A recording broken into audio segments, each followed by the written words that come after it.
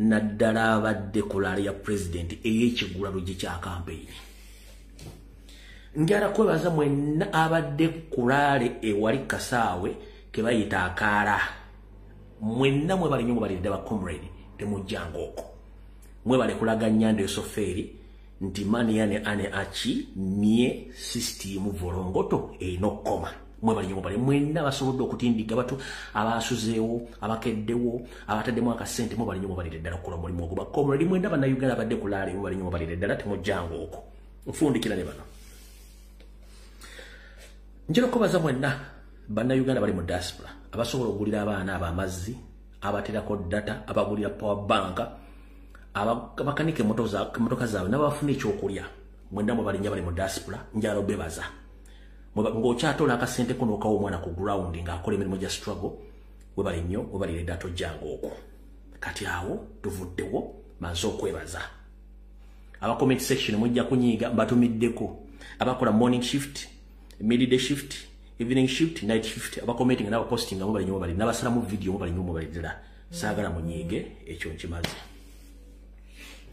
Kati tugenze ku security alert. Security alert Mr. President kulikayo webala omukolo ogw'ekigula lugi kya campaign. Njalo soko okubaza timu ya police gyebawadde president ey'abantu 16 mwebale nnyo kuba nti mukoze olunaku olusooka naye wetulaga wasinga obukulu wabula nga bwetugaa nti atamanya gy'ava ate tamanyi gy'adda. Security team ya president ne Mr. President kenyini ngenda kusaba ofune olunaku muzine ennaku nga tetunatuuka 29 tiimu eyo ogiyite ku kitebe mugikoleko background check. Nkusaba Mr. President oyite tiimu gye bakuwaddeyo neya security okuva ku driver mpaka ku basajja bakukuuma obakoleko bakita background check. Omusirikale yaani family ye luddawa asibuka luddawa amaze ebbanga ki mu forces bamusindise alwanirira ggwanga batalirwanirira. In case of anything it's very easy for us to track him n'okumanya records ze kubanga bana basajja basindika abantu baabwe nga tetumanyi nti bakusindikidde omuntu okukuuma naye ng'omuntu oyo abeera n'ebintu bye bamusindiseeko okukola nga tetubimanyi. Well and good Mr. President ngenda kusaba bw'ofuna obudde ngenda kusaba ofune time oba osindika ettiimu egenda okukola kyetuyita backtrack oba back check ey'abapoliisi bona bakuwadde ne driver waako mubakoleko okunoonyereza be baani mufune profile zaabwe zonna kubanga abantu abo tetumanyi bakuwadde buyi bantu tubamanyi kubanga tulina okubeera very careful nnyo and very conscious about security team. Abantu bano si baffe baba tusindikidde busindikizi nti batukuume. Mujjukira lwaki mbagamba ekintu kino mukalu akawedde baatu abasirikale abaali bakuma president naye mwalimu guy gwe bayita Kato. Kato ayina ebintu by'ataakola ebyamuviiramu obuzibu nakati teryamanyi Kato gy'ali oba bamutta oba ali mu kkomera nga tekyasembe eti bamuteeka mu safe house ne bamucunya olw'ebintu by'ataakola. Kati bwe tutunira Kato ne group yasooka weeri neno group gye batuwadde tulina okubeera very careful nnyo okukola back check y'abasirikale batuwadde be baani tumanye nti in case bakoze volongoto tulina engeri gyetugenda okufunamu details zaabwe before. In fact tiimu egenda bakolako okunoonyereza okwo tusaba mufuneyo ka session ak'okubabuulirira katya mubabuulire mission gye tuliko yakutereza ggwanga nabo mission gye baliko yakuuma mukulembeze n'ebintu byabwe nabo bennyini okwekuuma so si kujja ku mission okukolaga dibengali embwa etunda omuzigo. Tulina okubeera n'abantu nga bamanyi kye tugenda okukola nakye tukola bakimanyi nga basobola okulwanya singa abeerawo ekintu kyonna kubanga time egenda tuuka nga waliwo bagala okukozesa force ate okupenetratinga security eyo nti omusirikale oyo asobola okugumira ku kiragiro kiyalayira nti ngenda kuuma bannayuganda n'ebintu byabwe ng'asobola okugamba nti ekimala kimala kati akanakamanyi sigenda kakkiriza. Abadde bagoberera nnyo campaign ewedde mujjukira nti amajjo ba poliisi batuukako kwagala okwekuba ne ttiimu ya president ya security naye kati ekyo tuyagala kibeerewo abantu bano mbakoleko ekyo tuyita vetting negenda kubeera siiriire nti tulina ekintu kyetwagala okunoonya bantu bano era mubabuulira ekintu ekyo balinga bakitegeera bulungi nnyo then bakitegeere kyenjagadde okukola ekyo ku security alert yaleero mukitegeere bulungi nnyo ekyo nkimaze. kati akatambi katandise njala katandika bwenti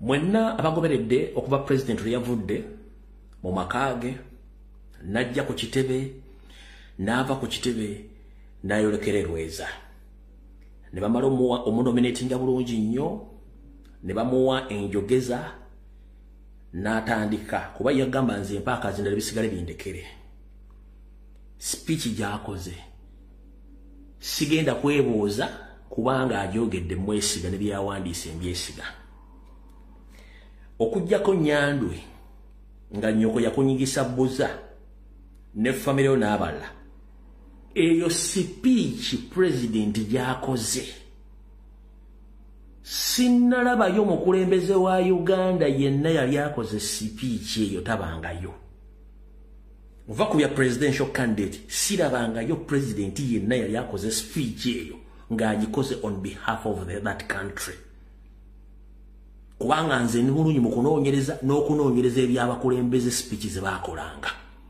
bagambanga Dr. Obote kyamufunisa doctorate eyo kwali kwogera Luzungu perfectly naye Luzungu lwali teruna oluyambira Uganda wabula president statement zaakoze mu speech ye Nyandwe okujjako nga nnyoko yakunyigisa bbuza ne famiro n'abalanga muli basajja bagwagwa trend ya revolution eri mu Africa nga nwendaba Angola etandise okukwata omulyo Waronesi genda benga okulonda kukyuse ebintu begenda mwandibadde muri very careful nnyo era speech president gyakoze esindise sigino ereetedde ne UBC okujjako live n'egijjayo ne bogenda ku mukutu gwa UBC teriyo lwaki statement ye ekubye okuva ku musirikale n'ekuba okuva ku minister n'ekuba okuva ku member parliament n'ekubiramu Nyandwe n'ekubiramu ne international community bonna ne bakubiramu lwaki bakubye buli nsi yonna bw'ebeera ne dictator ng'afuze emyaka 4 ensi zitera okuyiwa omusaayi n'akubuuza tunaabeeranga mu kuyiwa omusaayi buli kaseera tukimanyi okukuma obuyinza si kyangu era abakulembeze abamu bakoleramu ensobi y'okutta n'okuwamba naye naffe tetugenda kukola kintu kye kimu kuwamba kutta oba kukola kuwoolera tetujja kukola kintu kye kimu n'akugamba nti Museveni okyalina obudde obukwatagana n'abakozi bobona mu gavumenti ne muwayo either obuyinza oba ne muteeka akalulu ak'amazima n'obwenkanya awangudde n'alayira eby'omunju tebitotula b'Oluganda bitta bwe bikonagana tegyatika mutuule ku meeza ensobi ezaakolebwa buli omu yenenyeze munne eggwanga ligende mu maaso Mr. President webalyo statement yo nange kanjogereko Allah oba Katonda bwe yali atonda omuntu yamutonda amaze ngera yamuyinako obuvunaanyizibwa nga n'omusaayi ogumulimu yaguvunaanyizibwako n'omukka yensonga lwaki Katonda yalina obuvunaanyizibwa okutta omuntu seggwe muntu munno okutta muntu munno kubanga bwotta omuntu oyo omusaayi guli ogumuvaamu gye bayita alufu ng'ewunya egende ekolimira omuntu oyo eyamusse empaka kyova olaba nti buli muntu bwatta omuntu atandika okubeera ng'ali possessed n'emizimu gimugamba kutta talekaayo oyo sayansi mbadde temumanyi nabaana abantu bakola naye naffe tetugenda kukola kintu kyekimu tetwandiyagadde kulaba bannayuganda bannaffe nga twettiŋŋana olw'okuba twagala kukyusa buyinza tetwandiyagadde kunoonya baana bammwe nga mumaze otukolako ebikolobero nabo tubatte tetwandikyagadde kubanga nabo balina abaana balina abazzukulu tunaabeeramu ekyo tuli wano ku mitimbagano twogera ebigambo bino nga twagala Uganda empya erimu amateeka n'ebiragiro tewandibadde muntu alina buyinza kutta munne tewandibadde muntu alina buyinza kuwamba muntu munne kubanga ne bw'onompamba bwenfa togenda kufuna mulamu era tolina kyogenda kuddizibwamu buli muntu yandiyagalidde mu Uganda kubanga Uganda nnene abaagisookamu ng'etandikawo se bagirimu naffe tugenda girekawo era ebeeremu abantu abalala bagenda okujja naye bwe mugenda okulekera ensi eyo egenda kubeera etya egenda kubeera mu kutta mu kuyiwa omusaayi buli kaseera ng'ate ebiseera biri tewali bantu baasoma bateeka nga tebagamanyi kati waliwo bagasoma era waliwo abayanira demokrasi kyetubagambye president speech gy'akoze Nyande Osoferi speech ogira bagikuwadde manyi nti ebigambo bya president byawukanyeeko na bya Patience Lwabwoko ebigambo bya president byawukanyeeko bigambo bya Diana muwalawo tebyawukanyeeko na bya Nankumbi tebyawukanyeeko na bya Jeno Kaindo Tafiire n'abalala wabula mu ekizibu kyammwe kiri ky'abantu balinga aba babiri kuliko Kisawo Vuga ne mutabani we Didigi beba kyayina embazulu ebalaga they can still continue kidnapping Ugandans okwongera obufuzi bwammwe ekintu ekikyamu mu family yonna mulimu abalalu nena abalalu awo abalamu tebasobola kugenda kwenyumiriza mu kkubo tulina abalalu no bamanye ba containing abalalu. Your stay in that country is based on this election. Any mess temugenda kunenya bana Uganda baba wadde opportunity nti you can arrange free and fair elections nemutaba mukuyuka musaayi nze kintu kisinga okumenya mbulamu bwange oba nkumanyi basse kumanyi ngoli munna Uganda oba oli Muganda oba toli Muganda kasitofa nga mbadde nkumanyi oba nga mbadde mpangala naawe kimalamu amaanyi era kinteeka mu kifo nti oli waavudde nze nzirawo neneebuuza omuntu oyo agenze gy'alaze wa ebbanga lyamaze nga ategana ku nsiko talina kyatutte numwa nnyo mulira kimpa obuzibu nnyo ku mulimu ntwafa mwe mutuula mutya ne muli emmere ne mulagira nti genda owamba ono genda otoono neebakka mu ntumbwe nga mukimanyi nti population buli kimu ekiraba si eri yammwe ya analogo mutuula mutya ne muli emmere nga muwamba abaana mutuula mutya ne muli emmere nga mutta abaana mutuula mutya ne muli emmere nga mukimanyi nti waliwo abantu bamusibidde obwera bali mu makomera mutuula mutya ne muli emmere Nyande Osoferi ne family mwetereze before it's too late eri eggwanga lyaffe ffenna n'ekizibu kye tulina abantu omulowooza nti muyina emmundu muyina amaanyi nno ekyo si kyekikulu kati eyo message agadde gye basindikire mugitegeere kati katugende mu ssomo ly'olwaleero wano wenjagala muntagire Christopher Damolira muntagire Jeni Bareke muntagire Baramba Rugahara muntagire Major General Emmanuel Kuteesa ka video katandise muntagire Honorable Kasoro ne banna abalala bonna aba National Reverse Movement ba NRM mbalamusizaako basedduvuto abalina omululu ogubasokkeredde n'okulimba 1 Christopher Damolira n'akabinja kamugabwe nkamenye mwagamba mukoze ghetto structures era you have captured almost 90% of ghettos in Uganda using the taxpayers' money. Mwagamba Nyande Osoferi tibahabulwa mutabani wa kale kyensiti mizizire nsanga bisibi nti ghetto zonna mu Uganda mazo zikapicturinga ziri mu mikono gyammwe aba NRM bagamba nti muzeeyi Buganda is for NRM era Buganda tugirina sente musajja tunasokoola olw'ensonga kino mbadde nga nkibaga ebbanga nti Nyando yayika Windows ng'amuga ati alumbu yalimba Nyando nabagamba Nyando okuba eddagala eritereza face n'olumu eritereza amadinisa najja nga mulaba amadinisa kwegali kumba amadinisa gayeeka kiringa mulanga laptop ejjanda lyafa naye nga laptop enakubera mu kyaja kana Museveni ali mu kyaja abamu kyajinga bukyajinza okutereera kati mwagamba Buganda mwakika picturinga mu Buganda form 7 ne mugamba nti mwakwata ghetto 90% mu Uganda yonna ngera ziri under control of Museveni. But here is my lesson for today and I want to teach you something which you don't understand. Christopher Damolira ne banno mwenda babbye sente ne wiiki eno yennyini Museveni yakutte billions 10 ne sente zigwamu n'aziteeka mu ssako y'aba boda abange nze mbuuza boda ze mwadde billions 10 olwaleero zabadde mu public holiday oba muzirabyeko nga ziri mu kkola era zibadde zikolera ani kulale yammwe nyambe gyakoze kolo boda tetwazirabyeko wabula olwali ku kiggula luggi kya revolution boda zikoze era zitambuza abantu bonna era zibaddeyo kulala y'ekigula luggi ya national platform kati billions 10 ziri plus zalazeewa era zikola ki awo tuvuddewo Damulio wambya abaana ossa abaana okoze buli kimu kyonna ng'oyagala capturing ghetto structures era gwe tunozikwa njala kubuuza Christopher Damulio banno ekigambo kye bayita ghetto okimanyi kanti kusomesa olwaliro ghetto byebifo ebyenzigotta ebiwangaliramu bannayuganda abaalekebwa emabega abeeyiya so si abanyi b'enjaga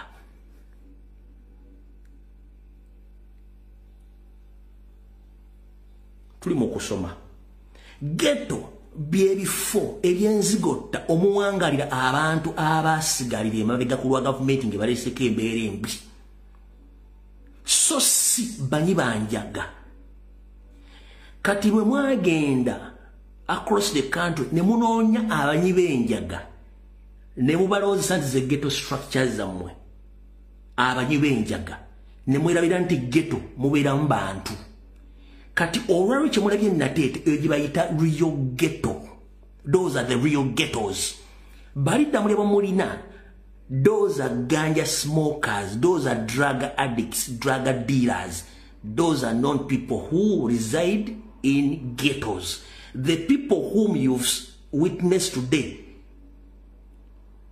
in Natet those are the real ghetto people those are mukitegedde njagadde nkibasomesa olwaliro kitegedde kati mwafira Museveni nti mwakola ghetto across the country nga mwe mugenze buli kyalo munoonyayo abanyi b'enjaga 3-4 bemukuŋŋanya ne bafula ghetto structures no a big no mutuula ku TV ne mukwata serezo musolo mugenze buli ghetto gye mubadde munoonya strict banyi banjaga 3-4-5 so si bantu babeera mu ghetto. Do you copy that? Museveni. From today onwards, let me be open and frank to you. You are in university with your family, plus your colleagues. Those fools, the so-called police serving officers and some state agents in your state house, those are criminals and thieves. Those are corrupt officials. They lie to you about ghettos. For them, they went around collecting drug addicts. Because they don't know the real people who reside in ghettos. So whatever you've witnessed today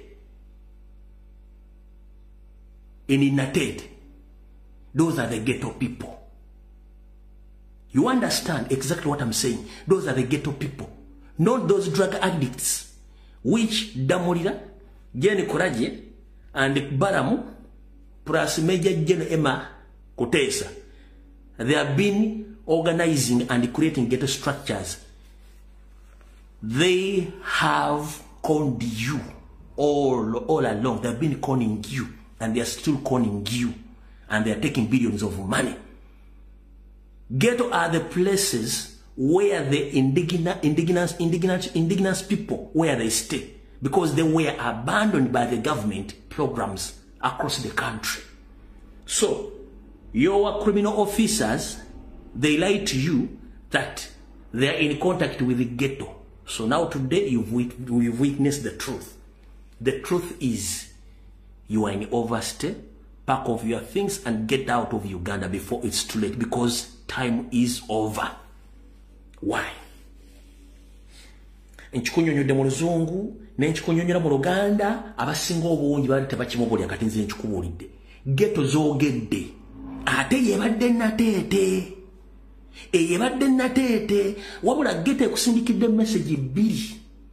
Abasajja bakufera nti Buganda is for you since when?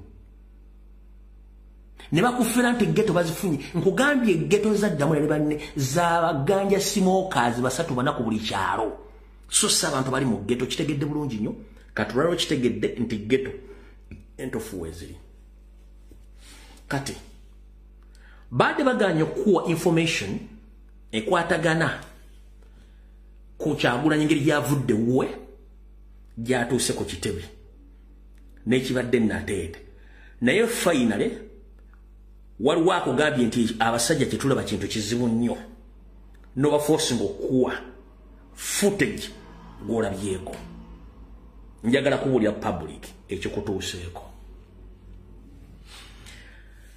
Nyando Yosoferi abasajja bate bamuwa information eri ku ground era tebamulagana bintu bigenda maaso mu ggwanga. Wabula kubacha nga president wakedde okuva ewuwe ku nominations baaganye omulaga footage yenna. Wabula wabula mukubiriza nga nti waliwo ekigenda maaso tekitegeera. Kitegeeza ground batuyimba teriyo.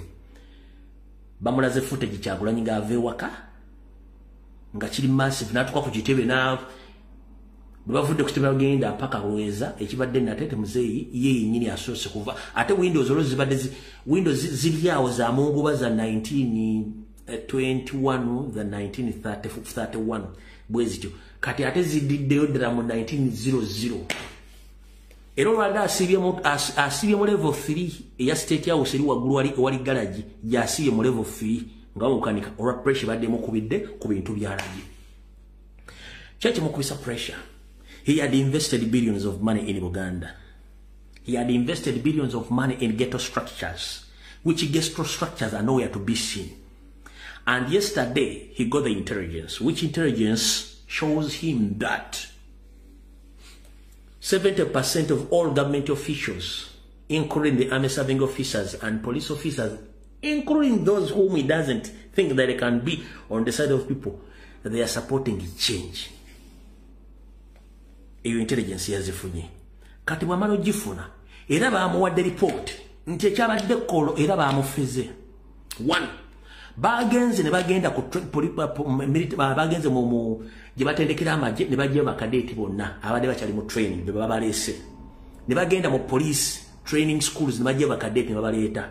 Ne bagenda mu masomero baleeta abaana abo be mwalabyeko. Ne bagenda mu ghetto structures abo ne bajja obuntu babuleeta buti. Kati bananyini nsibe nyini tebabadde okyovula abantu abantu abasinga obuntu abalinga basombe yafunye report nakati bwagase report gye bamulaze kollo ne bamulaze kollo physically azeyo mu 1900 era asibye ku 3 asibye ku level asibye ku floor ya kusatu mu garage ku State House Nakasero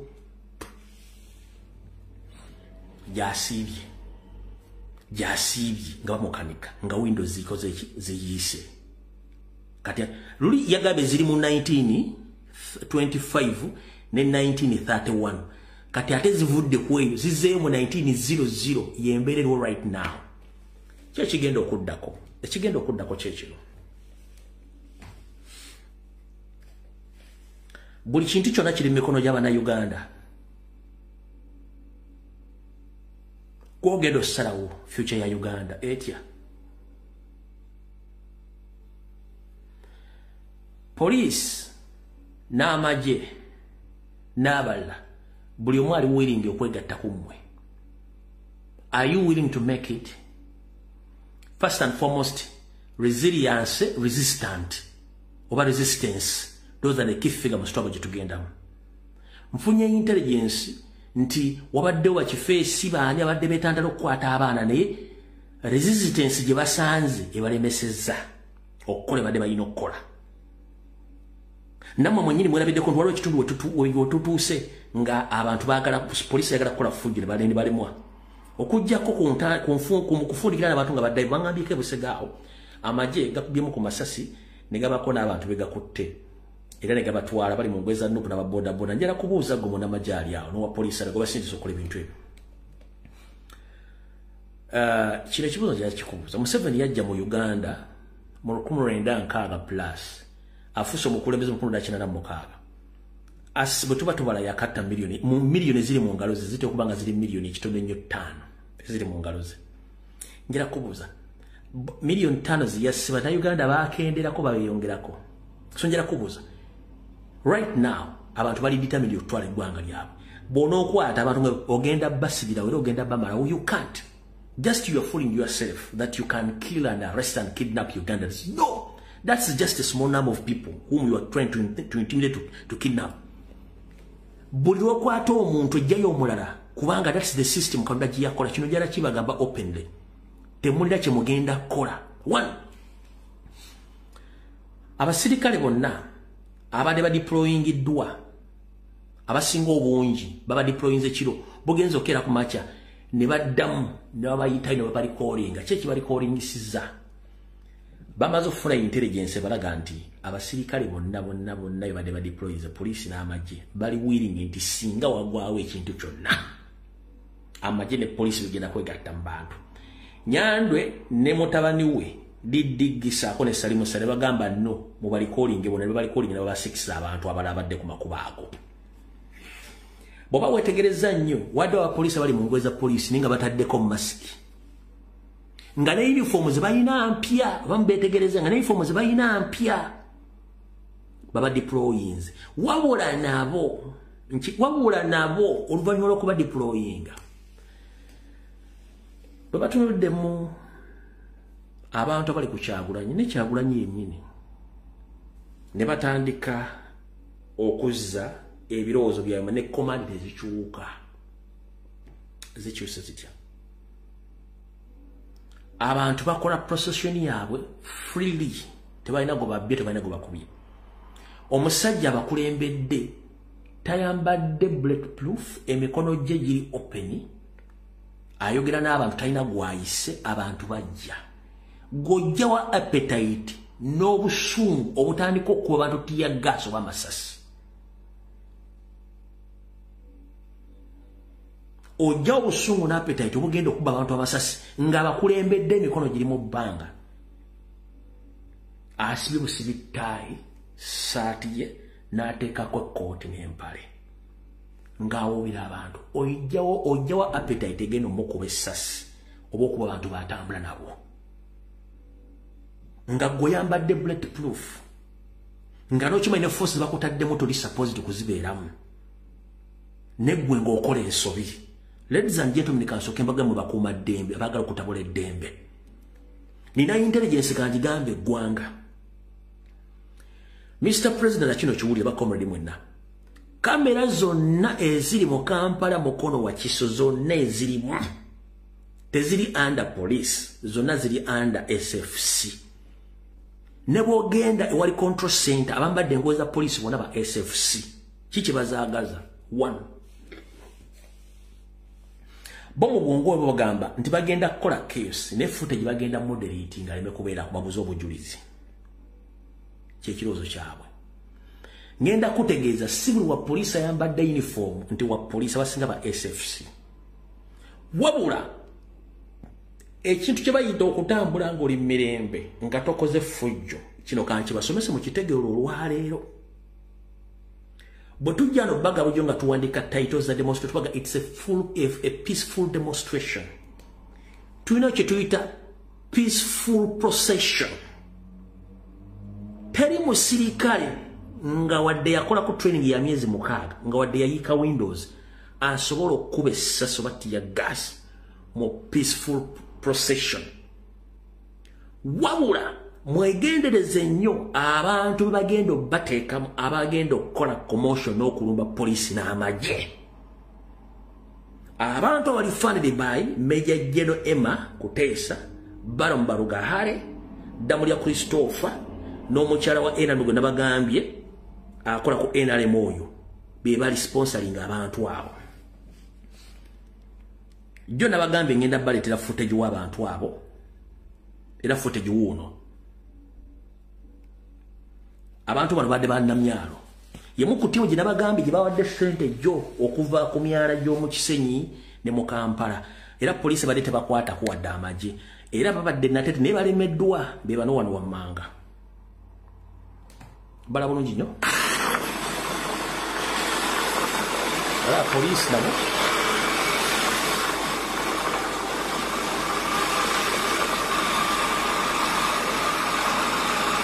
mubalaba Bang. Yangu.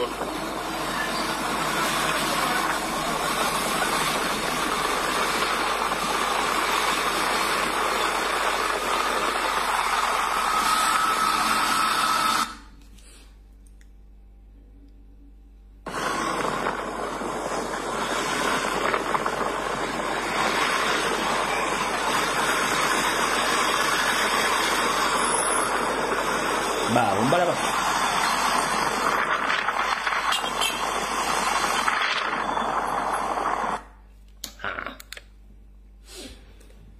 Kati, wona omulaga ngenda bagamba.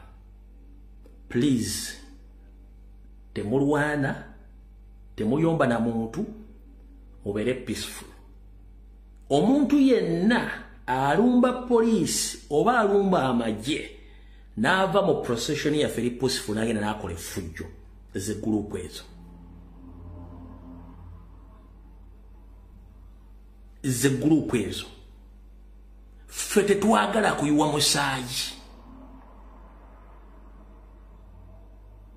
Nenga tuyina obusobozi. Tetwagala kuyiwa musaayi. Nenga tuyina obusobozi. Twagala kwawukana ku nkola enkadde ebaddewo obusobozi weebuli. Ne twagala kwawukana ku nkola enkadde ebaddewo. Namyalo, Balamu, oyo Jenny Kraje, Meja Emma Katabazi, Christopher Damulira. Twagala kwawukana ku mmwe obuyinza okukyuka si kuyiwa musaayi si kutta abantu. No. It's all about ideologies and numbers. Regime amazemo existence emyaka ana. Teina chekoze. Wabule badde preaching a hate.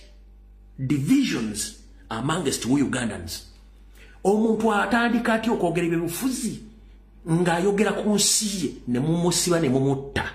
Nga mumukwata abantu ne batwala ekyankwazi okubasomesa patriotism owa NRM mu bwozi obwongo. Kati ate ffe abajja ne bagamba ebituufu ne mutandika otuyiga omwandaawe mba mutegeeza ki?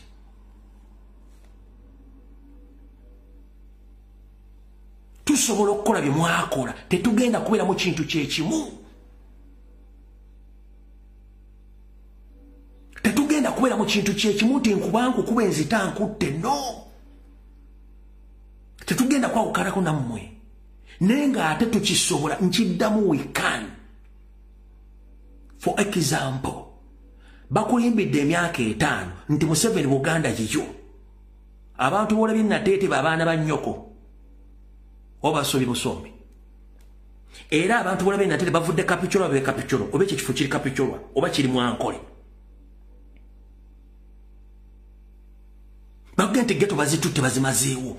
Ababaddewo bavudde luddawa. We can. But that's not the way how we want to do it. We want to be totally different, but be very careful. Any slight mistake, any spark can cause a revolution. Njagala kola emphasis seno mwenda ba comrade mukome emirembe. Naye singa abaleetera olutalo ku mmeeza yammwe. Ekyokukola mukimanyi. Gwa poliisi agenda okusinika ebinyongo osumula akatebe kati ya gaasi okuba omwana oba mukuba essasi oba omuwambe. Kisobola okuvaako spark. Kubanga ffe twetaaga spark. Nenga n'akalu tukaagala kuba tubakanyiye ensi eterera ekyuke emirembe. Gwe w'amagye yeefuula nti ototegeera nenga ojja kutegeera. Tukugambye ofuna emitwalo 3 omusajja agenda kuwa akadde ssente weeziri ate okuba omunnansi tiyaga si ky'oyagala. Emundu gy'okute yamuwa musolo. Sente bakusosoleza muwa musolo. Osula bubi wabaka bubi musulamu unipoti enkube bakuba omusajja guwokyako mukola commission zitabakwatako. Wabula omusajja bagenda bawa miliyoni etandikiwako ate musiruwala. Ngenda basaba ekigambo kino muwulye bulungi mwenna bannamagye ne poliisi.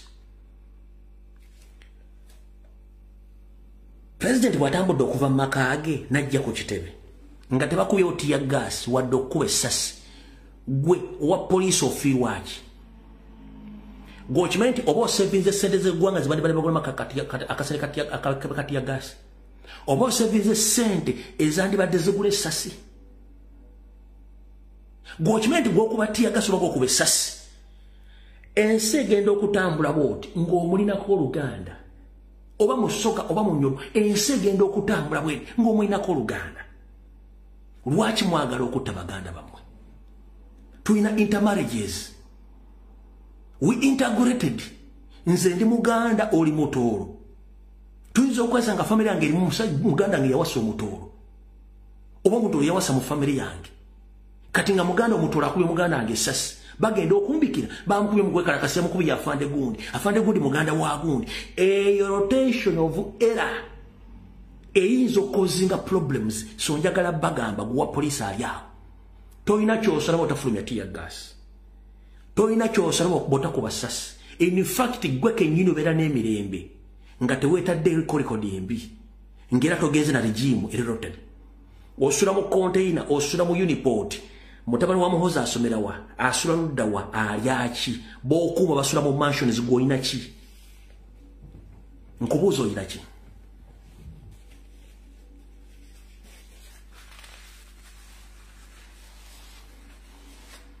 nkubuzo oyina ki mukimanyi nti sente zammwe zonna zibadde zigwera mu political games whereby Museveni yakuliyetinga opposition yeyiye ebadde muzanyira emizannyo right now tuginaazizaawo batandise okwekuba amagi mukitegete temusobola kumanya nti omusajja agenda okulunda eggwanga ali omu Robert Kyagulanyi Ssentamu otudde meeting bakutuma mugenda omukuba essaso oli musiru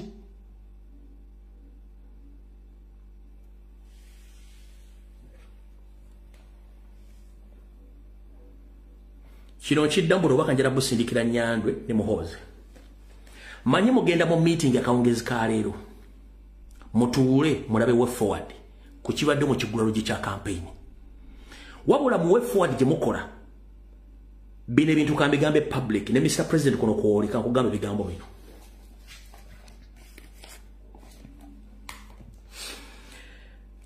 Mr. President okusinzira ku intelligence yange nakuzo mwezi 24 omwezi ogw'omwenda nawe bwobadde nateete era bwobadde wali ku kitebe ky'abasajja bakama ogambye nti tosuubira nti bagenda conducting akalulu akamazima n'obwenkanya bwe kiri njala otegeeza eggwanga lyonna nti ali mu mitambo gy'akalulu ako si Simon Byabakama ali mu kalulu kano bamuyita Salimu Sale ne Muhoozi Kanyerugga bali abantu aba wabula bayambibwako Kiryowa Kiwanuka Audrey Kalugire nkiddamu abali mu kalulu ako mulimu Salimu Sale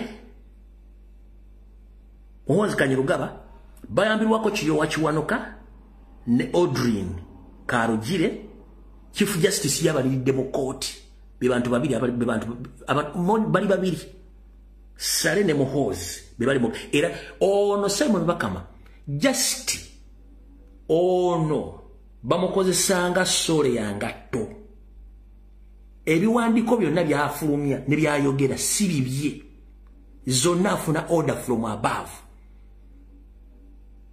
byonna byayogera afuna order from above si yabikola njagala ngo ina muganda akola mu commission mubuuze bukyanga tandiko genda mu kalulu kano Simon Bakama yali atuzaako board of directors or board of governors oba abakulembeze bonna mu kakiiko ako by'okulonda bali ku offices ne batulaba discussing the future of Uganda and how they are going to conduct those elections kamalo kunya kumazi mubayina mubabuuze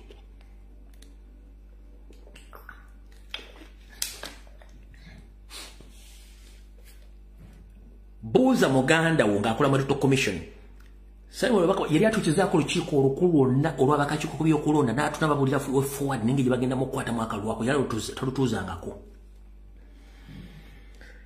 Simon Bakama ye chairman w'akakiiko ye Ssekamwa ye mwogezi ye buli kimu abala bakola mirimu ki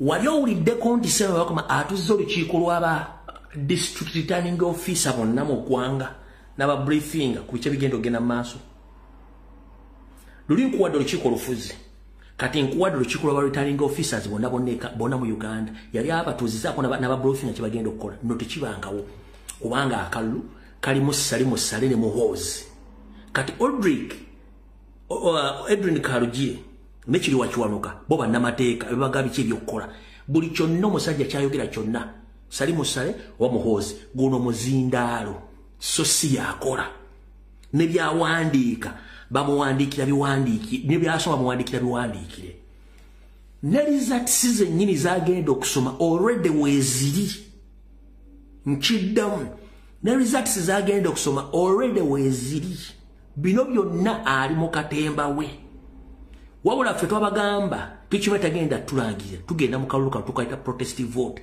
any slight mistake tukimanyi tugenda mu lutalo kubanga government eri overdue byekola bibaddewo ng'ebikola tukooye twagala buyinza bwaffe ekyo mukitegedde Mr. President ekyo kitegedde abaali mu kalulu kano kati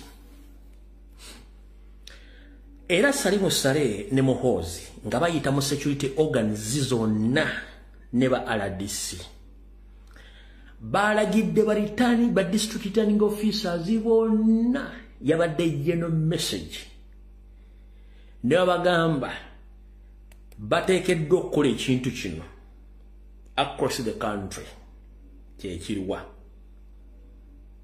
kuno kwe bali bonna baweddwa instruction to swap Robert Kyagulanyi's results to Museveni. Ekigambo kye bayita swap mu kimanyi.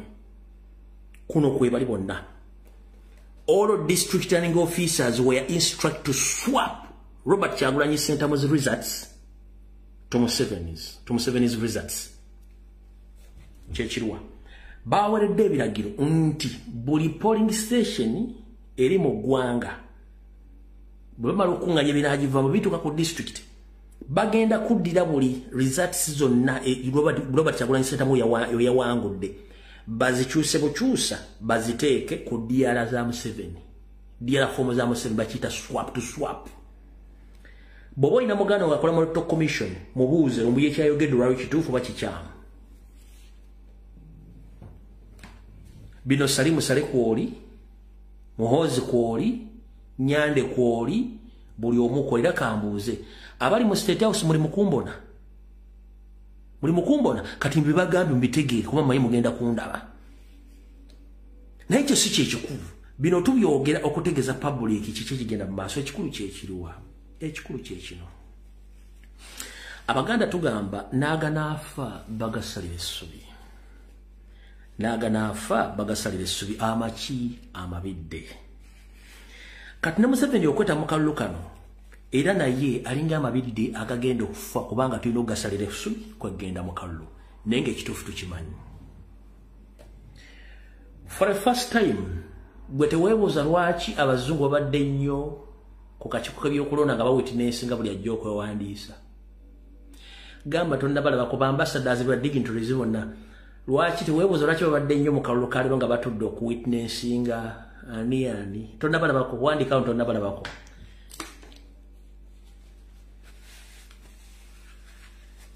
gwe tubabuuza lwaki bakabadde mu nnyo nga bakawitnessinga banominatinze when they are witnessing each and everything and they know what Museveni plans and they have intelligence. They have intelligence, they have witnessed each and every forgery Byabakama is doing. But unfortunately, the world is going to witness. And we do keep on saying that never trouble before a trouble troubles you. Ugandans, we are tired, although we are quiet all along, but we are tired at this time. Because whenever we move around in different countries, or the people we converse with, they ask us, where are you coming from? That I'm coming from Uganda. Oh, how is Uganda? I used to tell that Uganda is terrible than what you think. And he or she asks you that, who's your president? You tell him Museveni. You say Museveni. For how long he had been staying in power? For 40 years. For 40 what? For 40 years. Then he asks you guys, are you normal? You tell him that we are normal. But we have nothing to do.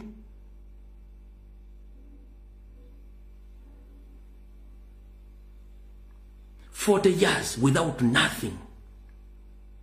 40 years without hope. 40 years Ugandans are forced out of their country. 40 years the education system is corrupting. 40 years the economy is corrupting. 40 years we are still kidnapping innocent Ugandans because they can come out to speak. 40 years you pick young kids, people, you take them to Chankwans to brainwash them, teaching them patriotic. Which patriotic are you teaching them? Who are the real patriotic in Uganda? It's we, the people power and national platform, because we teach people to be resilient in each and everything which is taking place in Uganda. But unfortunately, for you, you are against we. You call us criticizers. We are not criticizing you. We are telling you the truth, but the country is messed up.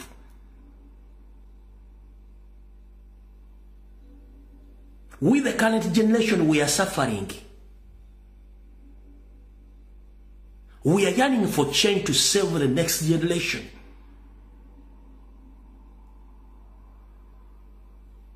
So you want us to be like our grandies or our parents? We've lost each and everything. We've lost hope in that country. We've lost hope in leaders. Which leaders right now, they are comic. Someone comes in the public domain, in the public mainstream media, he starts talking nonsense, laughing as if we Ugandans, we are fools. We can't even come out to comment on anything.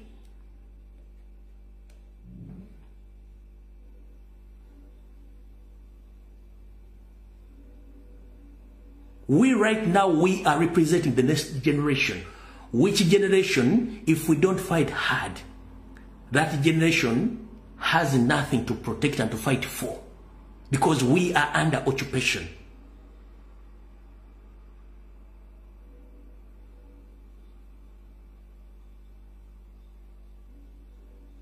You find someone, the government earning 1.5 million Ghanaian shillings. But when you sit down and you do internal and external auditor, you find someone owns multi-billions companies and business. And you ask him, where do you get the money? That is taxpayers' money. So when you come out to explain, they start calling you that you are doing propaganda blackmail against government officials.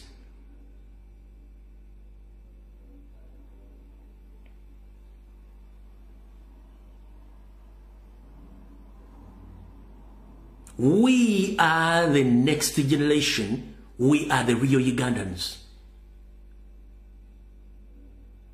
You are fighting harder to force us out of the country so that you can bring foreigners. Foreigners, nothing, they are going to develop our country.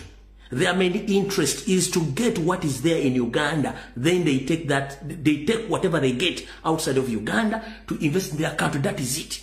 That's why you've allowed Rwandese to occupy our country.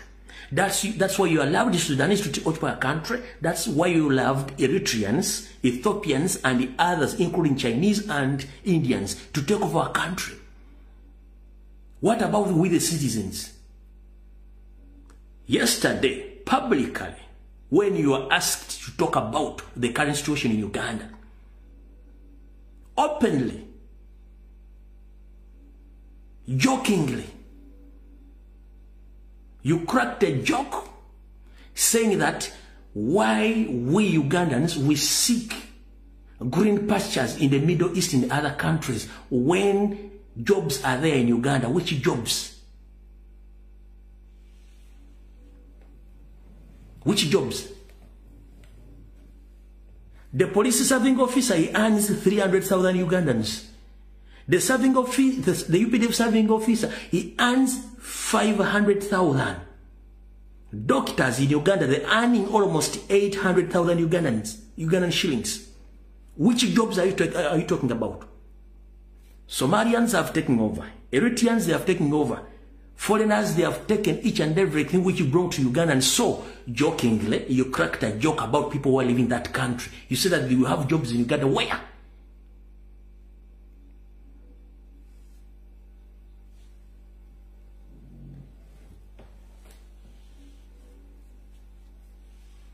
Munansonyiwa sitira nnyo kwogera Lungereza kubanga sirwagala. Musomesa yansomesa mugenzi Sonko. Yasomera Bungereza. Yali musajja munga ayagala nnyo Olungereza. Langa Olungereza lwe yalwogeranga nnyo naye nga lwefaananyizaamu abasajja b'e Liverpool Olungereza balwogeramu. Naye yatugamba nga atusomesa nti mwagala nnyo ensi yammwe era mutegere nnyo okuyiga olulimi lwammwe. Temweteeka nnyo mu lulimi olutali lwammwe. Kijja kulolesa mu public nti otegeera okuba oyogedde Oluzungu ne lutegeera. Wattu nakikulemu n'abala bakomere be twasomanga lwa Obi. Kati bwe ngenda nkuze nkitegeera nti abantu basinga obungi mu Uganda bw'avaayo okwogera Oluzungu munnanga abasigadde babuuza nti omusajja oyo ategeera. Oba nkikunnyonnyola okitegeera. Gochment mu Uganda omuntu bwavayo nayogera oluzungu asibye tayi bantu basinga obuyituruza nti ategeera era abantu batandika omutya kati wali okulya okombe sowani wali okulya okombe sowani we waluwa tuwadde mu politics wa Uganda nga muimba lawyers balawyers babadde basinga mu obungi era nga bwajja okwogera oluzungu buli mwagamba wa abasajja basoma Nekyagula bwe yava mu ghetto najja nayingira ebyobufuzi ayambudde abasajja aboogera oluzungu n'otegeera nti abasajja bulijjo tebategeera kati nekinzizayo ku musomesa nga omugenzi Sonko nti byaŋŋamba byali bituufu teweesiganga omuntu ayogera oluzungu eyo camouflage it's just a cover so many fools they cover themselves in a foreign language.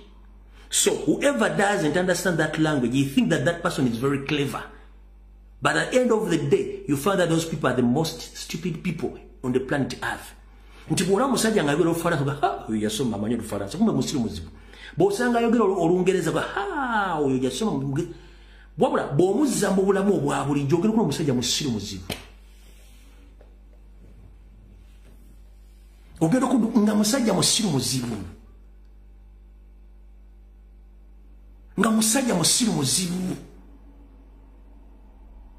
kati nze ongenzi Sonko yangabe bigambo kati bwenkuze ngenda ambitegeera nenga temwogezanga ne mwesiba mu lulimi olugula tenuna kirogenda bayamba mugenda kwetekako ekifaananyi temutegeera nenga temutegeera yensonga lwaki mujje tubeera osanga abantu abasoma abavubuka nga tebakyalina bavaako tebalina mirimu ensi yabakuba bw'atula okunywa omwenge mu bbalafu oluzungu buli ali mu bbalaga school fees z'omusajja omuzadde w'oyo mwana zaafa otembira njagala owandiikawo nti sibi ejogera si bituufu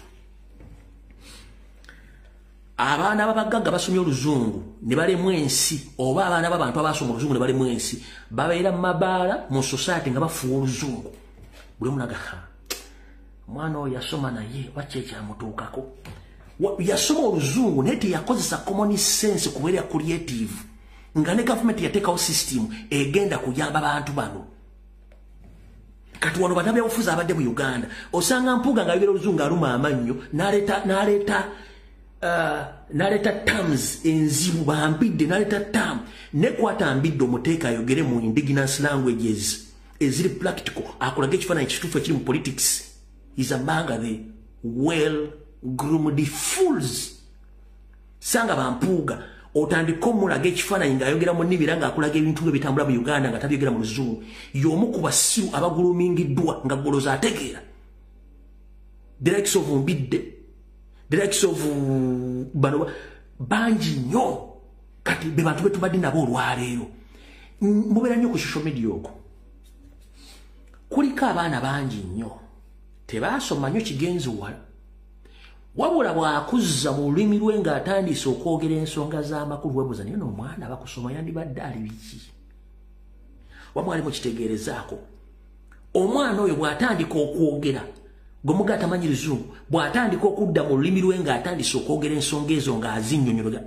omwana ono ate singa ali amanyi oluzungu oba singa ali yasoma yandibadde atya kiri kyembasanga mbaka byo tebakiyita common sense is inborn oyina kubeera creative okugiteeka oba engeri active naye abantu abasinga obungi mwetya nosanga omuntu ng'ayogera oluzungu era balooya basinga kubba bantu batasobola kwekkiririzaamu era kyova olaba kati kankusomesera bino bitegeero olwaleero goloza lwaki omuzungu yakkiriza Bibuliya evundwe mu nnimi zonna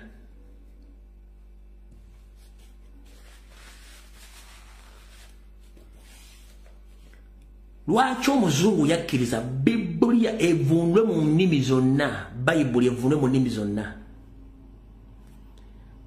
n'atavunula physics n'atavunula science biology sabujekiti ez'omugaso ennyo teyazivunula mulungi mu nnimi ezaffe yazirekayo n'addira amateeka n'atagavunula mu lulimi olulwo n'alekayo mu luzungu kati omulabuzi bw'atuula wali n'atandikira okusomera article n'akusomera reference n'akusomera buli kimu era bw'ojja wetegereza balooya ne bannamateeka takuvuga direct akuvuga bwati kwetolooza kati wotuuka no mukono ogenda kubula ng'ojja kwetaaga yatandika okutegeerera songa etteeka bwe libanga limulumirwa nga ne constitution mulumirwa teri muntu agenda kubuzaabuza lwaki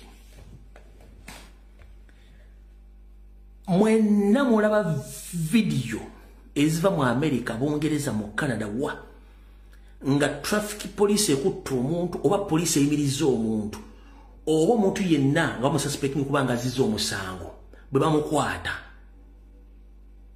ogenda okulira reasoning y'omwana oyo nga annyonnyola police amateeka ne rights ze owa police amalina okwesikamu abagati ekyo ikoze kikyamu eryetteeka sirisoma bweti kino kiri bwekiti bweki right yange kino ndi bwekiti kino ndi bwekiti constitution eŋŋamba kino tolina ky'oŋŋamba bapolisi aga okay no problem kale mbitegedde Uganda bakwata nti batwala ku muddo kulya zivayo lwaggulu zijja zibwegedde zijja kubanga bali basoma amateeka mu nnimi zaabwe constitution baagibasomesa bamanyi rights zaabwe mu Uganda kye batayagala namago yatula mu parliament n'ateekako ekikofira ky'endiga ne bugalubindi kuli ng'eno ataddeko lipstick n'atuula bw'ati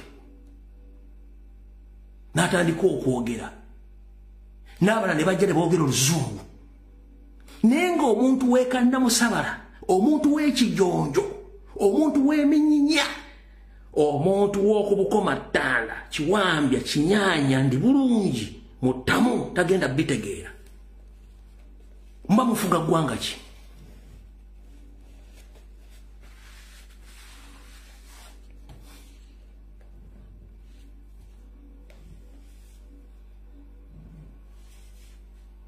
kino kye batayagala bagamba Kyagulanyi nabagamba si mubanja lwaki Abannayuganda baali bamanyi nti ensi y'aba politician oli bw'afuuka president ensi eba yiye nobody gamba teri abigamba teri ayagala kumanya so bw'avuddeyo nalaga abantu nti ensi yaabwe buli kimu kisooka beekaano basobola mu nsi yaabwe n'okwogera bamuyita mubi njagala ombuulizeeko abaasoma badde byabufuzi ddiro baazuukusa bannayuganda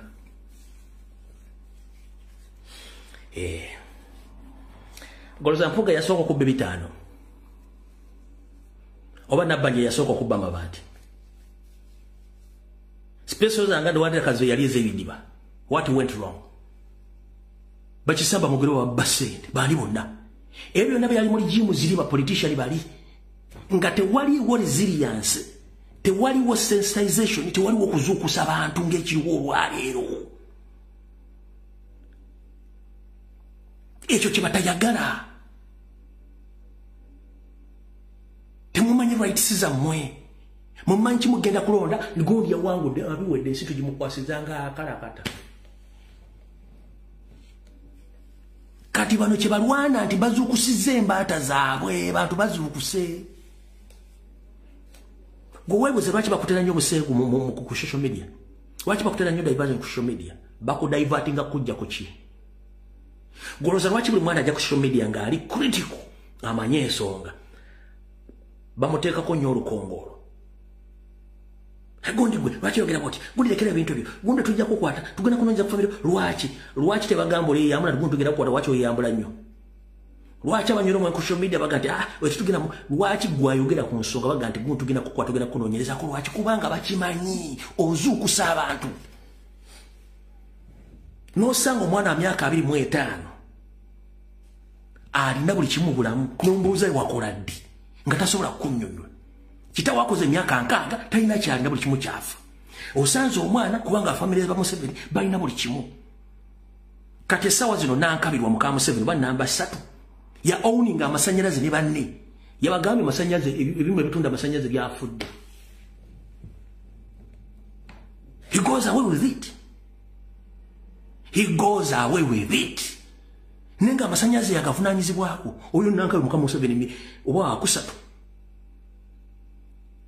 mu Uganda umuntu nasasula amasanyalaze nenga mu wiki agafunamu emirundi 2 umeme wa yuditesola kuvewa dokola public apology mu nsi zino amasanyaze bagagenda okuva babategeeza basindikira message internet baya kuva kusindikira message Bagamba nti tulina ekizibu kibu tugenda okulongosa amasanyalaze gali kuva mu saa 2 ku saa 3 gajja kudda ne internet n'ebirala ebijjako amasanyalaze wiki namba nga tekibategeezezza ne kikola ekyagala kigenda ne kijjako amazzi ne kitakubulira nti amazzi gagenda kudda ddi ne kijja ne kikuwa bbiru nga ne bbiru gye kikuwadde amazzi tonnagakozesa ne kitambula ne kigenda.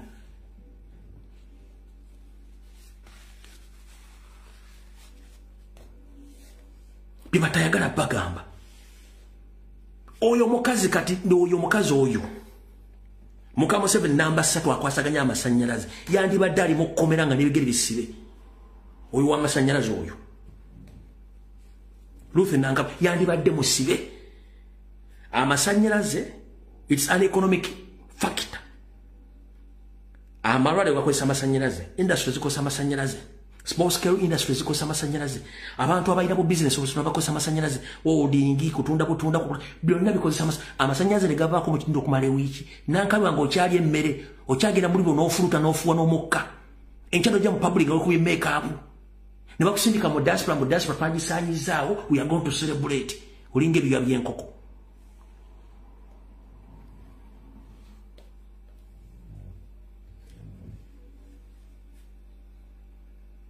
Gochimenti amasanyalaze okuvako ku ddwaliro gasobola okutta abaana abazaalibwa abali mu incubators n'abantu abali ku oxygen okujjako amasanyalaze without their notice. Gochimenti eri abantu buli lunaku nga mujjako amasanyalaze ne bafiirwa amata gaabwe ne bafiirwa obutunda bwabwe ne bafiirwa ebintu byabwe byonna ne bifa mu firiji.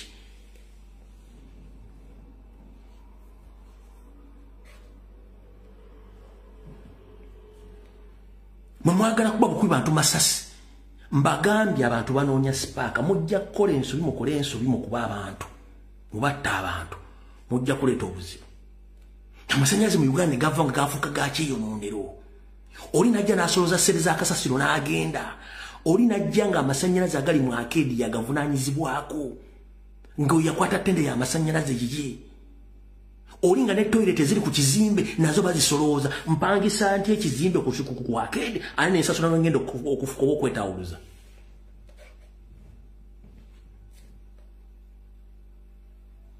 Nonga mugenda kukyusa syllabus education which is good. Mugenda gikyusa mugikyusa on what conditions? 1 ogambye kale yagala kujjawo A level ogisikize technical schools oba technical skills. Where the technical schools was he? Where are the teachers? Era bamala okukola technical skills bagenda kukolawa tewali mirimu kubanga mwagala kukola kintu kimu kufuulinga ggwanga. Kati olwala mu generation eri kunjala bagala ekigambo kimu era mukiwulirize bulungi nnyo.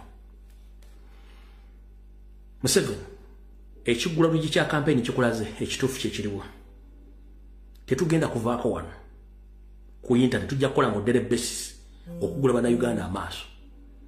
Njala okubaza bakomredi wona abadde okuva ku 2017 n'okutuuka nga mukyakola video. Singa simwe momentum gye mulabye olwalo tiyandibaddewo. This is the fact. Kamba gambe bakomredi mwenna okuva 2017 2018 2019 2020 mu gumu batubakalo ne musigala nga mukyaliko kyemukola kyekireso muzinzi gw'ekigula lugi kya kampeyini za leero ne laleeso se y'ekigula lugi kusigala ku mulamwa. Singa twasirika singa kyekiriwo singa mwasirika singa kyekiriwo. Bannayuganda bakujjukiza balinga Joshua. Bannayuganda bakujjukiza balinga Joshua. Mwe muzzamu omukulembeze amaanyi akibagambye nti abaana bo mu diaspora abali ku social media mwebale gwe mulimu gwammwe ngalo bebaza. Tuyinza okuba twawukanamu mu ndowooza n'entegeera main goal yaffe yakuggyako Museveni mukitegedde bulungi mwebale nnyo mwenna abakyakola video nyongero bategeeza buvunaanyizibwa abo okufiira mu loogi ng'oli mu kuwujja kiwojjolo banga bakuwujja ekiwojjolo okufiira mu bbala ng'onywa omwenge oba kusanze sime muggi bakusanze mu simanyi fango oyogerera eggwanga lyo ng'olwanirira eggwanga lyo. Njagala okwebaza the younger generation abaana bali mu masomero bebabuuza ebibuuzo nti ani gavumenti eriko neddako yaga nti njagala gavumenti eddako eyabavubuka big up nga nfundikira. buno obuvunanyizibwa abazadde abato n'abazadde abakulu. Tuuza omwana okaabe nga yakatandika okwogera omusobooli ombulira ekizibu kya Uganda ky'ekizibu kyeki baani ekizibu kya Uganda. The Chinese, the Japanese, the Koreans, the Russians, and some other countries, they keep on informing their children or their grandkids who are their enemies of the state. Please, ngenda basaba. Buli lwotula n'omwana mubuulire omulabe w'ensi yaani. Ani amutuusiza mu mbeera etalina mulimu. Ani amutuusiza mu mbeera ey'obutasoma. Ani amutuusiza mu mbeera ey'obutalya bintu ay'obutalya ebijjulo bisatu, ekyenkya, ekyemisana n'ekyeggulu. Ani amutuusiza mu mbeera ey'obutalaba katyuni Teletubbies. Ani amutuusiza mu mbeera eyombesa kitaawe n'ennyina ne batuuka okwekuba ye nga yalinga ataasa. Nnyando esoferi n'erigimu ye. Omugambe ani aleese amasannyalaze okuvaako Museveni. Musomesa abaana bammwe. Nze nkya wendi. Oba leero wendi enkya siriiwo. Guno omulimu ngokola. Era mbabuulira. Bwe mutaavayo kutandika kusomesa abaana mu migigi mito okuba buli omulabe w'eggwanga yaani era ani atutte eggwanga mujja kufa nga mwetakula n'abaana bammwe bafe. Kansembye obubaka buno ngenda busoma nenga nkola disclaimer. Obubaka bwengenda okusoma buli mu Luzungu ngenda gezaako bufunula mu Luganda. Wabula obubaka buno ngenda busindikira amanyi nti oli nkwezenge era ng'oli mu ku gurupu ya Museveni abajja okusaanyawo eggwanga. Bw'amanyi nga tebukukwatako saagala ozimbe nsigo, saagala ozimbe mutima oba mutwe. Nkiddamu. Obubaka bwe ngenda okusoma bw'oba omanyi nga tebukukwatako saagala ozimbe mutima. Obw'onoozimba omutima kiba kitegeeza nti you are part of that group. Ompulidde bulungi nnyo obubaka bwo buno.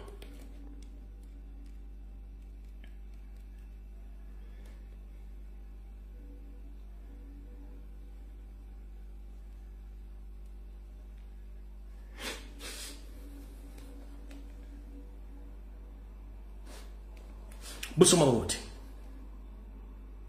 Who would be happy if their country is taken over by foreigners? Ani eyandibadde omusanyufu singa eggwanga lyo litwaliddwa abagwira. Who would be happy if their country is taken over by foreigners? Ani omusanyufu eyandibadde omusanyufu singa eggwanga lyo litwaliddwa abagwira. Be they from Africa or outside. Oba baddugavu oba abavudde ebweru wa Africa. Uganda allowed Tutsi refugees from Rwanda into Uganda in 1959. Uganda ng'eggwanga lyakkiriza abatuusi abanoonyi b'obuddamu okuva e Rwanda ne bayingira eggwanga mu 1959. The social revolution which they sparked olw'okuba nti bo baalina ebyabatuukako ebyabatuusa okuva gye baali okuyingira ewaffe okubakkiriza. They were admitted into Uganda on humanitarian grounds. Abasajja abo ba Museveni ne bannaabwe munnange bakkirizibwa mu Uganda ku mbeera ey'obuntu bw'abantu oba okuyamba buli muntu yenna ali mu bwetaavu kye bayita humanitarian ground. And on temporary basis era ku bukuumi obw'ekiyita mu lujja oba obutonotono bwe balina okubeerako mu ggwanga lyaffe Uganda. I was in senior 1 at that time. Nali mu senior esooka oba senior emu mu biseera ebyo. When Kabale area became overburdened by some who moved to other parts, including the Ankole, Rujumbura, Bunyoro, and Toro. Nti bwe nali nga ali mu senior esooka mu Buddogo, abasajja n'abakazi bano abatuusi bajja ne beeyunira ebitundu omuli Kabaale ne bafuuka bangi nnyo bakifuukira ekizibu. Abamu baatindigga eŋŋendo ne bagenda mu bitundu bino wammanga omwali Ankole, Bujumbura, Bunyoro ne Tooro. Era ndowooza bwe mwetegereze nnyo abantu bano bakugamba nnyo nti bava nnyo mu Ankole, bava nnyo e Bunyoro ne Tooro. Mutegedde bulungi. This was done purely on humanitarian grounds to the children of God seeking temporary place for their family. Ebintu bino byonna bannayuganda babikolanga n'omutima omulungi ogw'obuntu eri baddugavu bannaabwe era abaana ba Katonda abaali baagala obukuumi obw'ekiseera ekigere ne famire zaabwe. Twogera ku Museveni ne bannaabwe. My late father, a priest by profession, instructed us, his children, and his late wife, that we should extend them helping a hand when they arrived at our church. Tata wankati omugenzi yabinyika mu nsuwa n'ayolekere wa jjajja Godi. Yali mubuulizi wa njiri mu biseera ebyo. Era yali alina abaana be swaako ne mukyala we naye eyabinyika mu nsuwa. Baatukubirizanga omulango gutakungula nti tuteeke nnyo omutima omuyambi n'omukono omuyambi okuyamba abantu abo abaali batuuse ku nnyumba y'Omukama we baatuukira. Ompulya bulungi nnyo. We did everything we could without asking questions. Twakola buli kyekisoboka kyonna nga tetubuuzizza kibuuzo kyonna abantu bano. Museveni be bayambanga. Now it is those people that are murdering us, keeping us out of the country. Mukaseera kano we twogerera mpawo kaaga nange mwedi mukuleekaniranga ayanobako. Abantu bano betwayamba nga tubabuuza bibuuzo bagenda mu maaso okutta n'okuwamba abantu baffe era batusindiikiriza n'okufuluma ensi yaffe. Mpulya bulungi nnyo. Destroying our properties, denying us what is right for ours. Abantu bano butunyigiza ofuluma eggwanga lyaffe, buli kimu ekyaffe bakisse. Ebintu byaffe babitutte. Saako n'okutuma obwannannyini ku bintu ebyaffe kennyini ebibadde ebyaffe. Muza mukira bulungi ekigenda mu maaso mu ggwanga. Tugenze mu maaso. That's why some of us who went through this situation don't want to happen to our children. Yensonga lwaki ffe abayise mu mbeera eno tetwagala baana baffe bayite mu mbeera y'emu nga gye tuyiseemu. Kyenkugambye wali kyenkusomesezza ne nkugamba nti ffe tulwane nnyo okutaasa eggwanga eryo. Abaana baffe baleme kusanga ekiyumba mu nnyale okuyita mu mbeera ffe gye tuyitamu. Okutuuka okuggibwako buli kimu n'okusindiikirizibwa okugenda mu mawanga g'abazungu ate naffe tuyita ba refugee oba tuyita enseekeezi ezijja okunoonya obudda mu nsi zaabo. It was Obote who moved a motion in Legiko to allow all Tutsi refugees into Uganda without limiting the numbers. Yali Kawenkene Obote eyaleeta ekiteeso mu lukiiko olwa Legiko okukkiriza abatuusi bano abanoonyiboobubudamu okuyingira mu Uganda nga tebaliiko komo mu nnamba yaabwe oba mu bungi bwabwe. It is those refugees joined the army, security forces and murder our people. Nti munnange abantu abo abanoonya obuddamu bayingira amagye ne bayingira ebyokwerinda by'omugenzi Idi Amin ne batandika okutugumbula bannayuganda kyeyonoonero. Ebyo Museveni kennyini yabyogera. It is those people that Obote fought for that helped Okello to overthrow him out of power in 1985. Abantu abakennyini abatamanya ngamba baserwajja okwota basinga bannyinimu entannama obudde buno. Munnange be bayambako ate Kawenkene okulwana okujjako era kati omugenzi yabinyika mu nsuwa n'ayokere wa jjajja Godi okujjako Obote mu 1985. What many Ugandans don't understand is that the Tutsi refugees in Uganda are the one that had administrative experience in Rwanda. Bakugambi. Nti bannayuganda basinga obungi kye mutamanyi era kye mutategeera nti abantu abo abatuusi abajja okunoonya obudda mu Uganda be bamu ku abo abalina obuyinza obw'okufuga era n'obumanyirivu mu ggwanga erya Rwanda gye baafuutuka. They arrived in Uganda as British were leaving, so the Tutsi learned English quickly and replaced departing British.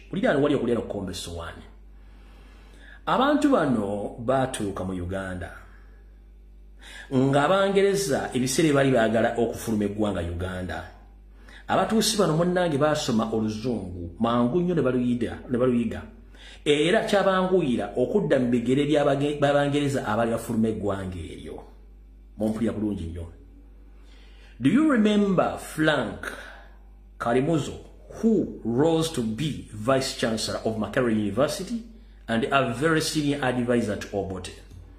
Bakugamba nti ojjukira bulungi nnyo omusajja gwe bayita Frank Kalimuzo ono eyakozibwa n'atuusibwa ku ddala ery'okumyuka kulya ssettendekero w'e Makerere era n'atufuuka omuwi w'amagezi omukulu mu gavumenti ya Kawenkene Military Obote. Bakubuuza nti omumanyi? Do you know where he came from? Bakubuuza nti omanyi gye yava? Wali ne bateekawo nti yava Rwanda, ne bateekawo akawummuze. When Museveni captured power, do you remember Frank Fred Rwigema, Paul Kagame, Dr. Bayingana, Kaka etc. Bakugambe. Nyambi yosoferi tibahabulwa omusajja omutuusa Omunyarwanda atonye Mmooli bwe yawamba obuyinza mu 1996. Bongera okubuuza nti omugenzi Frederick Rwigema ali omumanyi bulungi nnyo. Omukulu Pirato Paulo Kagame wali omumanyi bulungi nnyo ne Dr. Bayingana saako ne Kaka wali omumanyi bulungi nnyo n'abalala ne bateekawo akabuuza. Do you know the jobs they were occupied? Bakubuuza nti wali omanyi emirimu gye baali bakola mu biseera ebyo. Do you remember the many Rwandese who left Uganda in 1994? Bakubuuza nti ng'okozesa engalabi yo gwe gy'oyita omutwe ojjukira bulungi nnyo abasajja bano mu 1994 bwe baagenda ne bafuluma eggwanga Uganda okyabajjukira nnyo mu 1994 baalagawo bakomekeza bazze waabwe. I personally was shocked because I thought those were Ugandans. Nti ye ng'omuntu yafuna ekyekango kuba yali alowooza lindako.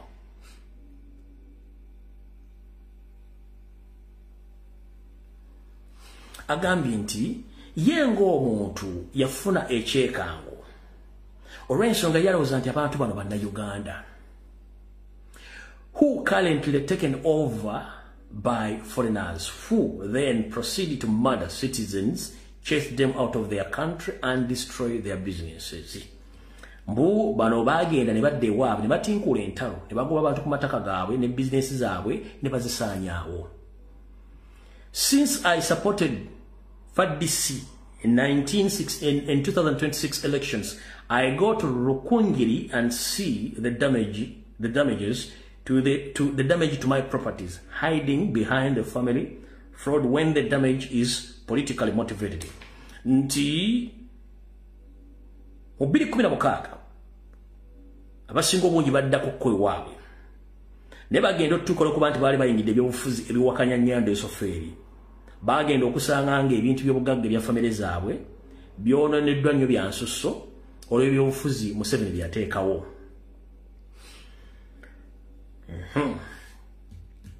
Carrots have been offered to achieve the political goals of silencing me or other. Nti obusente obutonotono saako n'obuntuntu bawa abantu okubabuzaabuza n'okubakwata obwongo nga ye Museveni bw'agezaako okusirisa abantu n'okufuna ebyetaago bye yali yeetaaga mu by'obufuzi bya Uganda n'okutuuka olwali abadde akyakikola. Kwe kuba nti n'ejjo ly'abalabu wano yafumbye omuceere ogwagaze ng'ayita mu bbalamu n'aguwa abaana n'aguwa n'abantu abaaguleseewo era nga jjo be nabagambye nti bano banaatuuka ku ssomero onoowulira ekinaafa mukamugwanya engalabi zivuga ng'ezaaniriza mpumuzzaamu awo. We must not allow this to happen to our children. Tetusobola kukkiriza baana baffe be tuzadde bavudde mu ntumbe zaffe bakyali emyaka emito. Bambi ekintu kino okuddamu bba kwako nga twesudde gwe ndagga batesobola kukola ku nsonga zino ng'obudde bukyali. This struggle with Museveni is about self-defense, if not self-determination. Akugambye nti eno struggle gye tulimu ffenna olwaleero erwanyisa Museveni si ya kweziiza kyokka wabula eriko n'okuba nti tweteeka mu mbeera ey'okwegumya n'okubeera abagumu mu kulwanirira enkyukakyuka n'okuzza eggwanga lyaffe emikono gyaffe. Native Ugandans need to understand Museveni is allowing refugees, migrants into Uganda to use them to fight us to take over our country. Bannayuganda bannange mwenna bannakabala mbategeeza mulina okukitegeera nti Nyanda Yoseferi akkiriza abanoonyiboobubudamu abava mu nsi ezeetoolodde Africa okujja mu ggwanga lyaffe Uganda abakozese okulwanyisa ffe n'okutwala ensi yaffe nga bo Obote n'Abangereza bwe bakozesa okutwala eggwanga lyaffe kati netutandika okwemagaza nga akabwa kasiri ku ggaali nga kasigaddeko nga lusu okumanya we kava olw'ensonga banaakatuusa gye banaakasibira tekajja kumanya buvu bwako na buddo kyembadde nga mbagamba ebbanga lyonna. Do you understand that?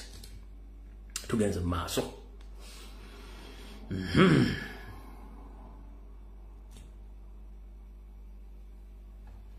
The longer we allow him, the more people he will bring in to fight us.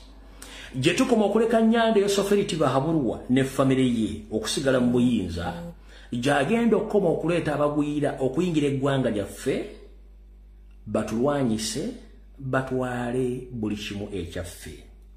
Mukitegedde bulungi nnyo ekintu ekyo.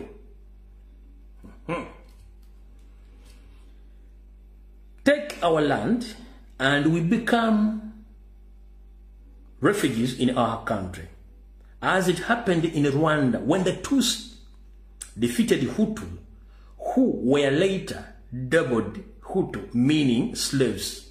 Not to forget Hutu had kings that were abolished. Ulida nye one to one.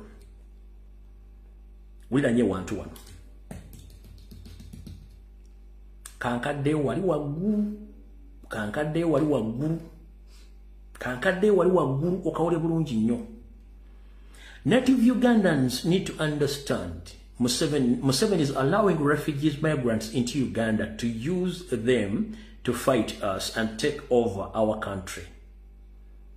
The longer we allow Museveni, the more people he's willing to bring to fight us, take our land, and we become refugees, as happened in Rwanda when the Tutsi defeated the Hutu, who were later dubbed Hutu, meaning the slaves. Abajjukira obulungi Odrek Lwabogo mu katambi ke ng'ayogera okufula bannayuganda abaavu emponga byoya era bafuuka abakozi mu bwakabaka bwabwe. Mukijjukira nti ye mujjukira nti e Rwanda waliyo obwakabaka era abasajja abo bajja obwakabaka ne babusaanyaawo tebuliyo. Abajjukira obulungi Kabaka Kijeri mu byafaayo gyali n'abalala baaliyo era bajjawo. Ani ali mu kulwana okuggyawo obwakabaka bwa Buganda? Ani ali mu kulwana okuggyawo n'okunaabula obwakabaka obuli mu Uganda yonna? Okitegedde bulungi ekintu ekyo. Tukyagenda mu maaso.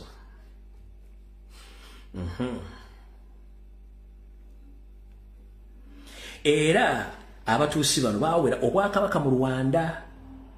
Kyova olaba nti ono Museveni bwe yatuuka mu Maserengeta gye yayita ewaabwe kye yasooka okukola teyabakkiriza kuzzaayo Bugabe. Abanyankole mwakiwulira? Mukitegedde bulungi? Ono abagamba nti wammwe Obugabe yabujjawo teyabuzzaawo kubanga akimanyi mission eviira ddala lye ewaabwe. Tugenze mu maaso naatera okufundikira akantu kano.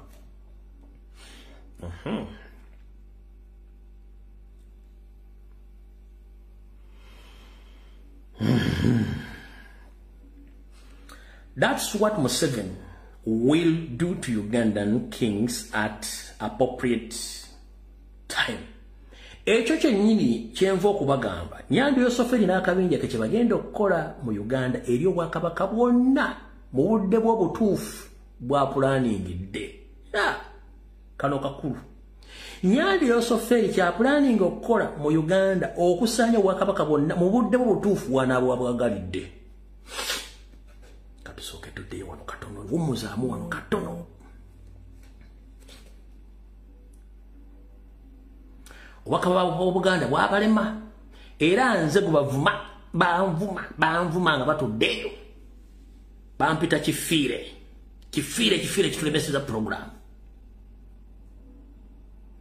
Obwakabaka bwa Busoga Museveni kennyini yabwerondera ng'ayita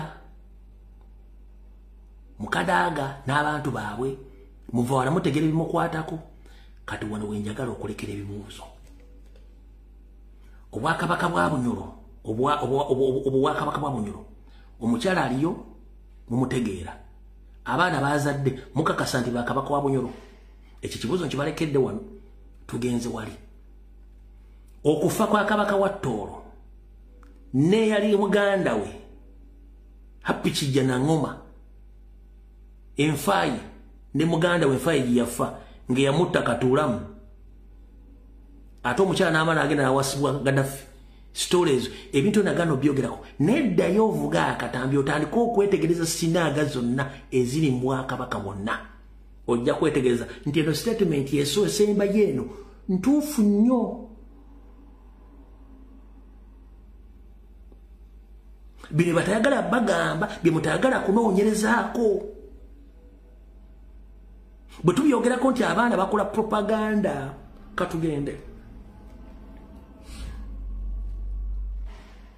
Those NRM MPs with their speaker don't understand what they are doing and they are devising implications for their children or relatives.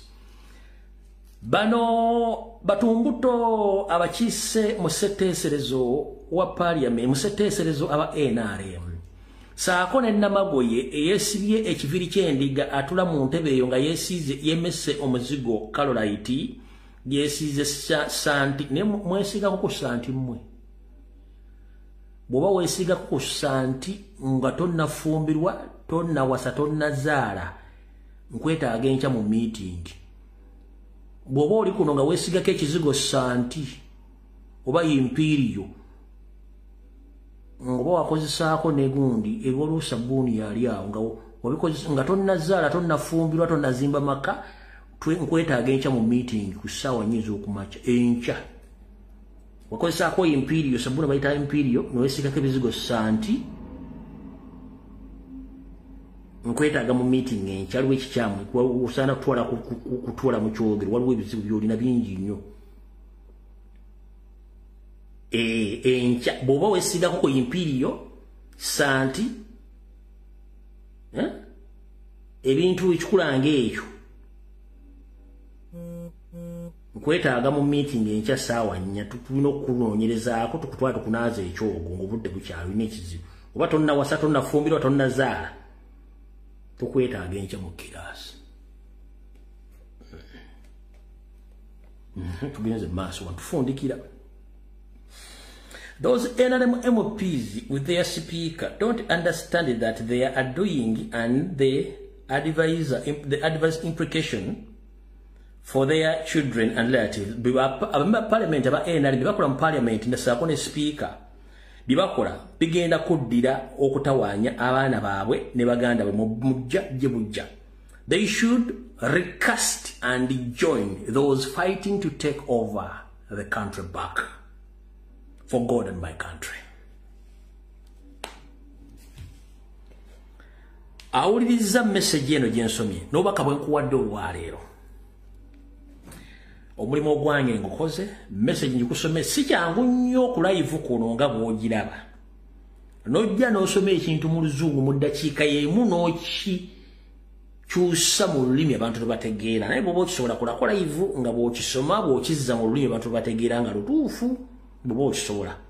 Kati mutwe gwangu nokukola nnyo olumugumanyi n'okujaminga naye njagadde kibasomedde nkibate babulidde bulungi nnyo buli kimu kitwale ompulidde bulungi nnyo so ebisigadde byonna video njikoze njimaliriza benne baziza abakoze obulungi mwe bale nnyo obaka mbawadde bulungi nnyo mutegedde okuva n'olwaleero omuntu yenna gw'osanga asinika ebinnyo musimayi munna Uganda wagira mu 7 oyo kyekikolimu ekisembayo mu Uganda kubanga yebase muzukusa agenda afuke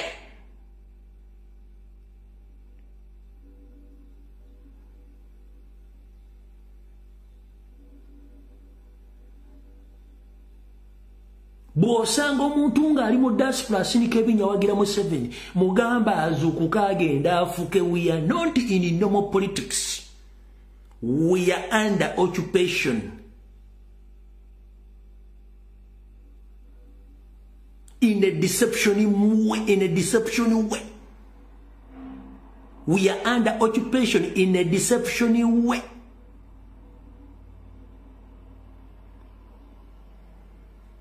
Tuwambibwa mu nkola ey'akazanyiikirize y'obulimba. Eno bakugamba kirala, bakola kirala. Eno bakugamba kino, eno bakola kino.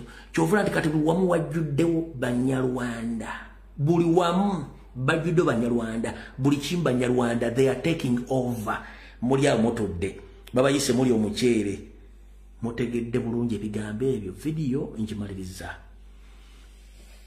Atakumma mpeera abankuumire. Tujja sinkana ku lunaku olwokutaano Mukama n'abasiimye.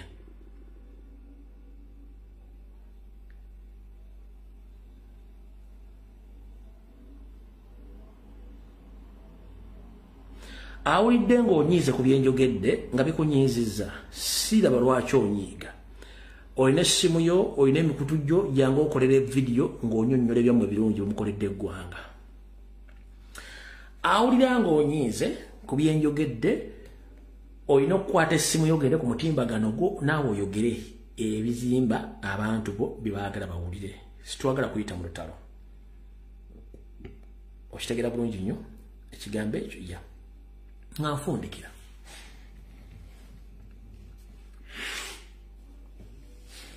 Naawe yenna yayambalako ku ngatto za Daloni neyambalako ku t-shirt bya Luwero ebisaati bya Luwero Triangle. Naawe yambala ku ngatto za Daloni nga wayambala ku bisaati bya Luwero Triangle nga tonnazaala tonnawasa tebannakuwasa naawe tulina kiraasi enkya. Wayambala ku ngatto za Daloni wayambala ku saati eza Luwero Triangle enkya tulina meeting. Ompulidde bulungi nnyo. Enkya meeting tulina meeting ku ssaawa ezinnya. Wayambalako Daloni wayambalako essaati za Luwero Triangle. Waliwo essaati ze bayitanga Luwero Triangle. Muzimanyi lwakuba muzimanyi naawe enkya tulina meeting. Nga tozaalanga towasanga tebakuwasanga tofumbirwanga tolina kyolina tukwetaaga. I sign out video with Mukama bankuumire.